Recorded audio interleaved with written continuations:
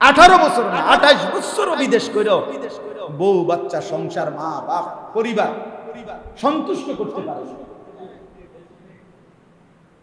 কি করতে পারে না? হুদা হয় না, সন্তুষ্ট হয় না, থাইকে যায়। আমি আজকেও বলছি, আমি এক বেটার 4 কোটি টাকা দিয়ে 2 তলা বিল্ডিং করছে, 4 কোটি খরচ করে এই বাংলাদেশে। আমি ওই বিল্ডিং এ গেছি, ওনার দাওয়াত, অত্যাধুনিক বাড়ি, আলিশান বাড়ি। ওনার ডেঙ্গু জ্বর হয়েছিল, ফু দিতাম, গেছিলাম ওনার বেটায় আমার আবদার করে নিছিল, দোয়া করতাম। 4 কোটি টাকা খরচ করে বাড়িটা করছে। গিয়ে দেখি বাথরুমে, আমি গেছি এর ভিতরে, বাথরুমে গিয়ে দেখি সিটকারির যে দরজার কড়াটা, সিটকারিটা এটা যে বল্টুটার মধ্যে লাগায়, বুঝেন নাই? সিটকারি বুঝছেন তো? এই সিটকারিটা যে একটা ছোট্ট যেটার মধ্যে লাগায় আর কি, সিটকারিটা বল্টুটা, এইটা নাই। এখন আমি বাথরুমের দরজাটা কেমনে লাগাইতাম? কন্যা কা পরে বালতি আছিল, এটার ভিতরে একটা বালতির মধ্যে অর্ধেক পানি নিয়ে এটারে দরজার মধ্যে ঠেলা দিয়ে তুই বসছি। পরে বাইরে গিয়ে কইলাম, ভাই 4 কোটি টাকার বাড়ি তো বলতু নাই, এর নাম দুনিয়া। মানে দুনিয়া থেকেই যায়। দুনিয়া কি হয়ে যায়? দুনিয়া পূরণ হয় না, দুনিয়া রাক্ষস।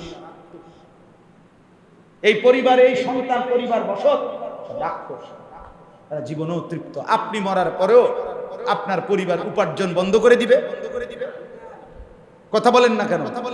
কামাই রোজগারি করা ওরা ছেড়ে দিবে না। তাইলে প্রয়োজন তো থেকেই গেল। আপনি কি শেষ করলেন? তাহলে যদি এমন হইতো আমি গুছাইয়া দিয়ে গেছি, কমপক্ষে আমার জিফু তার পরবর্তী 200 বছর আর কি করতে হবে না, তাইলে না মনটারে বুঝাইতাম। কই একদিনও তো উপার্জন থামে না। আল্লাহ আমাদেরকে বুঝ দান করে।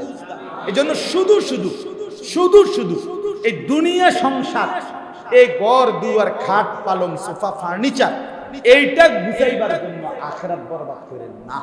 আমি অনুরোধ করলাম, হাত জোর করে বলি, সুদে টাকা নিয়েন না, কিস্তিতে টাকা নিয়েন না। আপনি পারতেন না, কিস্তি না, কিস্তির আব্বা লইলো, আপনার অভাব যাইতেন। আমি জিজ্ঞাসা করছি বহুত, আমি আপনি ব্যক্তিগত ভাবে মাঠ পর্যায়ে মানে মানুষের কথা শুনি, শুধু ওয়াজ করি না, আমার এটা একটা অভ্যাস। অর্থাৎ শুধু ওয়াজ না, আমি আপনি ব্যক্তিগত কথাও শুনি, জিগাই আর কি, কি অবস্থা। একের রাতের 1:30 বাজে চা দোকানদার রাস্তার পাশে গাড়ির থেকে নাইমা চা খাইতে খাইতে জিগাইছি, ভাই সারাদিনে বেচে হচ্ছে স্টেশনে, বাস স্টেশনের পাশে কত থাকে? হুজুর প্রতিদিন মাসে 60-70-75 হাজার টাকা থাকে প্রতিদিনের বেচা কিনে। তাই বলছি, ভাই কিস্তি করে রেডি কইয়া শরম দিয়ে না।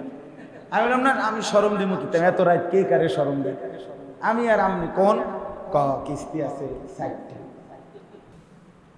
তাহলে 70,000 টাকা ইনকামের পরে যদি কারো কিস্তি থাকে 4টা, যে মসজিদের ইমাম সাহেবের 6,000 টাকা বেতন, ওনার কিস্তি থাকার কথা কিরে বাপ? অথচ সেই মানুষটা তো মাসের পর মাস আল্লাহর দয়ায় চলতেছে কিনা বলে? এই জন্য দয়া করে কেন করছিল? সংসারের প্রয়োজন মেটানোর জন্য পারতেন না। আমার কথাটা আপনি বুঝছেন কিনা বলে? মানে আমি বুঝাইতে চাইতেছি যে আপনি যদি এমন হইতো আর 2 লাখ টাকা নিলে আমার সংসারের চাহিদা কি হয়ে গেল, এটা হবে নি আগে তো। তাই এই রাক্ষস আপনি খুশি করবেন কেমন? এই রাক্ষসকে তো আপনি তৃপ্ত করতে পারতেন না। কাজে কেন আখিরাত বরবাদ করলেন? কেন নিজের কবর নষ্ট করলেন? কেন নামাজ পড়তে সময় পাইলেন না? কেন হালাল খাইলেন না? এই কথাটা আমি বুঝাতে চাই। দয়া করে মেহেরবানি করে প্রত্যেকেই ফিকির করে। রাসূলুল্লাহ সাল্লাল্লাহু আলাইহি সাল্লামের আখিরি ওসিয়ত নামাজ। নবীজির আখিরি ওসিয়ত কি বলেন না? হযরত ওমর রাদিয়াল্লাহু তাআলা, ওমর 10.5 বছর তিনি মুসলমানদের খলিফা ছিলেন। কয় বছর? এই 10.5 বছর পরে উনি এই 10.5 বছর মসজিদে নববীতে উনি ইমামতি করতেন। 10.5 বছর পরে একদিন ফজরের নামাজের সময় একজন কাফের ছদ্মবেশে ফজরের ওয়াক্তে অন্ধকারের টাইমে চাদর দিয়া শরীর ঢাইকা গোপনে ফজরের নামাজে প্রথম কাতারে আইসা দাঁড়াইয়া ওমর রাদিয়াল্লাহু তাআলা কোমরে একটা ধারালো ছুরি দিয়া 7 থেকে 8টা ঘাই দিছে ফজরের প্রথম রাকাতের। আলহামদুলিল্লাহ সূরা পড়ে আরেকটা সূরা শুরু করছে। এই অবস্থা, খোদার কসম আমরা কিতাবে পড়ছি হযরত ওমর রাদিয়াল্লাহু তাআলা আনহুর এদিক দিয়া ছিদ্র করে ফেলছে, রক্তে মেহরাব ভাইসা গেছে। এই অবস্থায়ও হযরত ওমর পিছন থেকে হযরত আব্দুর রহমান ইবনে আউফ, নবীজির সাহাবী আব্দুর রহমান, এই উনারে টান দিয়া ইমামের জায়গায় এই না নিজের শৈরা আগে বলছে, আব্দুর রহমান আগে ফজরের নামাজ শেষ করো, এরপর আমারে ধরো। কাটা মুরগির মতো উনি তড়ফাইছে, সাহাবায়ে কেরাম আগে ফজরের নামাজ পড়ছে, এরপরে ওনার আগে নামাজ, আগে কি হযরত ওমর রাদিয়াল্লাহু তাআলা আনহু এই আঘাতেই শাহাদাত বরণ করেছে। শাহাদাত ইন্তেকালের পূর্বে ওনার ছেলে আব্দুল্লাহ ইবনে ওমর, ওমরের ছেলে, উনি তারে ডাক দিছে, ওমর, ওমরের মতো সাহাবী, ডাক দিয়া বলছে, ইয়া বুনাইয়া, হে আমার প্রিয় ছেলে, আমার এই খাটিয়া চৌকিটার থেকে দা খাদ্দি আলাল আরদ, আমার এই চৌকিটার থেকে নামাইয়া মাটির মধ্যে রাখো, আবার আমার এই গালটা মাটির মধ্যে ঘষো, যেন আল্লাহ তাআলা আমার এই অবস্থা দেখা আমার একটু মেহেরবানি করে যেন মাফ করে দেয়। আসা রব্বি আইয়ারহামানি, হতে পারে মাটিতে এই গড়াগড়ি দেখে আমার আল্লাহ আমারে মাফ করে দিবে। ওমরের মতো মানুষ বলছে, হ্যাঁ।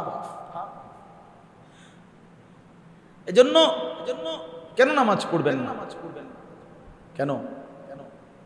রাসূলুল্লাহ সাল্লাল্লাহু আলাইহি সাল্লামের একজন সাহাবী হযরতে খুবাইব ইবনে আদি, উনাকে মক্কার কুরাইশরা যুদ্ধে বন্দী করছে।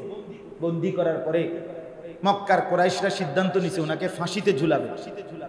এই ফাঁসিতে ঝুলানোর জন্য খেজুরের গাছে বান দিছে উনারে।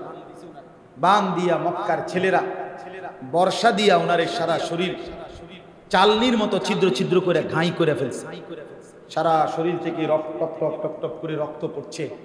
উনি এরকম ঘাড় ফেলাইয়া রাখছে তানঈম নামক জায়গায়। তানঈম মানে এখানে কেউ হজে গেছিলেন? কেউ হজ উমরায় যান নাই কেউ আপনারা? এখানে ওইখানে মসজিদে আয়েশা আছে একটা, যেখান থেকে কি বাঁধে আবার এহরাম, এই আয়েশা মসজিদ যেখানে, এর পাশে ওনারে ফাঁসি দিছে ওইখানে তানঈম। তো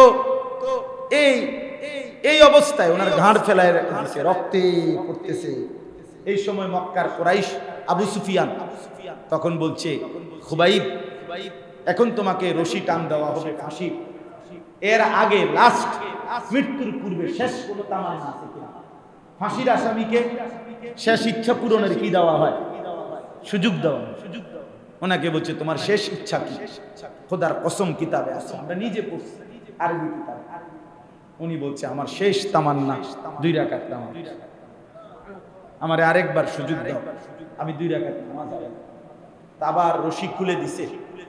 উনি এই রক্ত মাখা শরীর নিয়ে 2 রাকাত নামাজ পড়ে সালাম ফিরাইয়া আল্লাহকে বলছে হাত তুলে, আল্লাহ ফালাস্তু বালি হিনা উকতালু মুসলিমান, আল্লাহ আমার আর কোনো পরোয়া নাই, আমি আপনার আনুগত্য নিয়েই মরছি, এবার আর কোনো পরোয়া। এরপরেই ওনাকে ফাঁসিতে ঝুঁকে। আখিরি তামান্না, শেষ তামান্না ছিল কি?